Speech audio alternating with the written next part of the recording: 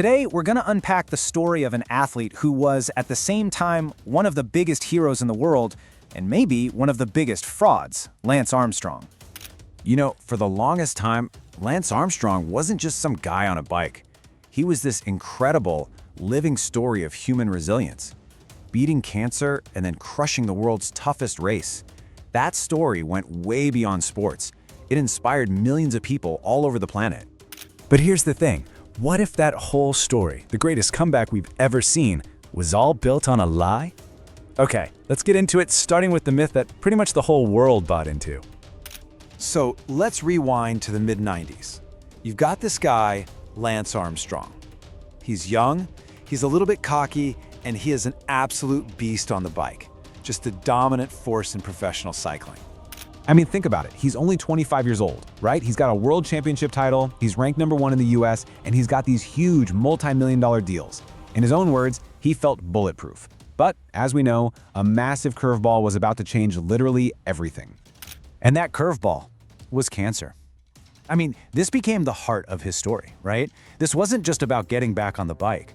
This was about surviving against impossible odds. It was about beating death itself.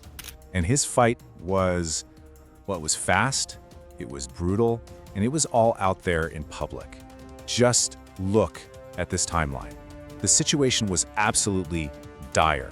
In just a matter of months, he goes from being this elite, world-class athlete to literally fighting for his life as the cancer just spreads everywhere. And get this, 40%. That wasn't his chance of living, that was his estimated chance of dying. The odds were just completely stacked against him. So you can see why his recovery felt like an absolute miracle to so many people. Even his own doctor was just amazed by his sheer will. I mean, this guy was not just lying in a hospital bed. He was reportedly out there riding his bike 30 to 50 miles a day between chemo sessions. That is just insane. So his comeback wasn't just getting healthy. It was getting back to being one of the best athletes on the entire planet. Okay, so he beats cancer. He comes back. And he doesn't just come back, he starts dominating the Tour de France, like winning year after year after year. And this is where you start to see this huge split. America is loving it, right? But over in Europe, they're getting pretty suspicious. And this right here, this was one of the first big public red flags. It got nicknamed a trash bag affair. So a French TV crew actually filmed his team, staff driving 60 miles out of their way just to ditch some trash bags. And what was inside? Bloody compresses, empty medicine packs, stuff like that. Now, to the skeptics, this wasn't just weird. It looked a lot like a cover-up. And this really shows you the two completely different worlds he was living in. In the US, he's a total hero, the symbol of courage and beating the odds. But you go to France and the feeling was just, c'est pas possible. It's not possible. They thought, no way, this guy's a doper, he's a cheat.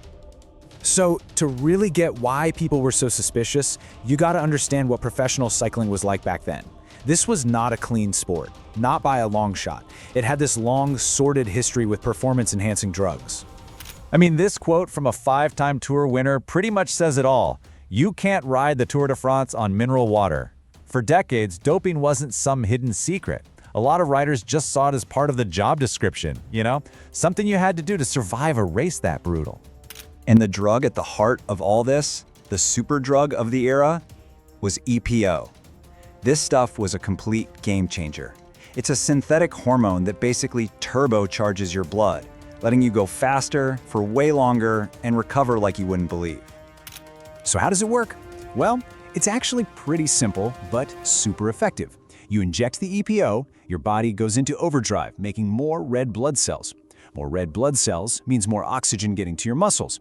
And more oxygen means, well, you get a massive, undeniable edge over everyone else. So, just how common was this stuff? Well, according to some experts and people on the inside, we're talking about at least 90% of the professional riders, maybe even the whole group, being on EPO. It wasn't just a few bad apples, it was an epidemic. And this created this impossible situation for the riders because of this unspoken code of silence. Basically, you had two choices. Option A, you stay clean, and you get left in the dust. You just can't compete. Option B, you speak out about the doping, and your career is over. You get blacklisted, just like that. So you've got this sport that's drowning in drugs, you've got whispers and investigations for years, and through it all, Lance Armstrong just doubles down. He maintains his innocence with this incredible, sometimes really aggressive conviction. Yeah, over and over, he just forcefully denied everything. And his main defense was always the same. Really simple argument. Hey, I've passed hundreds of drug tests. I've never been caught with anything. I've never tested positive. And for a long time, that worked. But then, the dam finally broke. After all those years of speculation and rumors, this massive 1,000-page report drops. And it's not from some French newspaper, it's from the U.S. Anti-Doping Agency, the very organization supposed to keep American sports clean.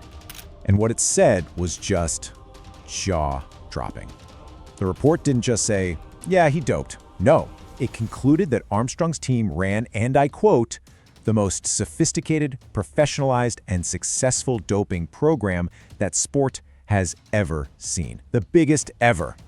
And after that, the fallout was swift and it was total. Boom. All 7 of his Tour de France titles, gone. Stripped from the record books. He was banned from pro sports for life, and in the public eye, the transformation was complete. He went from being this global hero to a global outcast. So, where does that leave us? We're left trying to make sense of these two totally opposite stories of Lance Armstrong. Was he the hero who gave millions of people hope, or was he the fraud who pulled off the biggest lie in sports history? The crazy part is, he was kind of both. Look, there's no denying it. The hope he gave to millions of cancer patients around the world was absolutely real. His foundation did incredible work, but the story that built all that hope was based on a massive lie. And that leaves us with this really tough question to think about. When a lie inspires real hope, does the truth still matter?